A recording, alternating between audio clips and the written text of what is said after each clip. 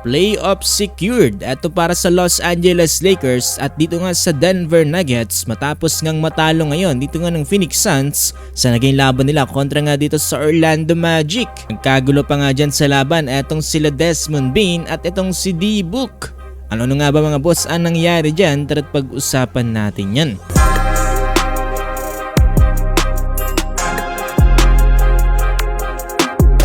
Ito mga boss, palapit na ng palapit ang NBA Playoffs at ito nga ang isa sa pinaka-importanting laban dito nga ng Phoenix Suns dahil kinakailangan nilang manalo sa kanilang huling natitirang laban para nga makapasok sa playoffs. Kaya naman dito sa naging laban nila kontra sa Orlando Magic, first quarter pa lamang mga boss ay nagkaroon na kaagad ang bangayan eto nga sila Desmond Bane at itong si D-Book. Ito mga boss, ball possession for the Orlando Magic at ito nga si Desmond Bane ay binabantayan ni D-Book. Higpit ang depensa na ginagawa dyan ni D-Book pero biglang tinawagan etong si Dillon Brooks ng 3 seconds violation. Kaya pala natawagan ng 3 seconds violation etong si Dillon Brooks ay meron din siyang kasagutan at ito ngayon walang iba kung hindi itong si Paolo Banchero. Kaya nawala siya sa focus mga boss at ito nga tinawagan tuloy siya ng 3 seconds violation. At the same time ay nagkaroon nga rin ng trash talkan etong si Desmond Bane at ito nga si D-Book. Binalya kasi dito ni Desmond Bane etong si D-Book kaya naman eto nag head to head etong dalawang to. Wala namang masamang nangyari dyan mga boss, ang bad side nga lang ay natalo etong Phoenix Suns ng Orlando Magic sa final score na 115-111.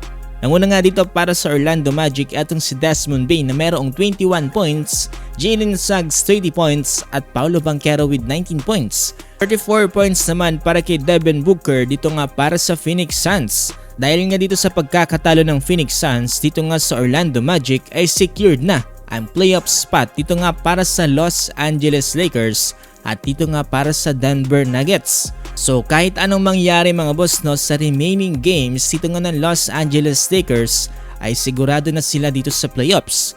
Magmamatter na lang mga boss yung mga panalo ng Los Angeles Lakers kung sino ang makakatapat nila dito nga sa playoff bracket. Pero sa kasulukuyan mga boss, ang posibleng makatapat dyan ng Los Angeles Lakers sa first round ay ito ngang Houston Rockets. Pero malaki pa ang chance na posibleng magbago yan dahil halos magkadikit lang ang standing ng Timberwolves at ng Houston Rockets. So posible rin kasi mga boss na bumaba sa standing etong Timberwolves at napalitan sila ng Houston Rockets. Okay naman etong Phoenix Suns kung masusunod-sunod na panalo nila etong ang kanilang last remaining 6 games. Pero so far mga boss, wala na tayong dapat ipag-alala dahil secured na etong ang playoff spot dito nga ng Los Angeles Lakers. Para sa Warriors, kinakailangan na lang nilang i-maintain ang kanilang standing dito nga sa ika-10 pwesto para nga makapasok dito nga sa play-in spot. Medyo malaki naman ang agwat nila kontra nga dito sa Memphis Grizzlies kaya kinakailangan lang nilang i-maintain etong kanilang remaining games at ipanalo nga yan. Pinaka worst case scenario lang para sa Golden State Warriors ay kung matalo sila sa kanilang last 7 games at manalo naman etong Memphis Grizzlies sa kanilang last 7 games. Pero check naman na malabo mangyari yon mga boss no. Gusto pa na may basketball updates gaya nito mga boss ay huwag niyong kakalimutang i-follow itong ating page.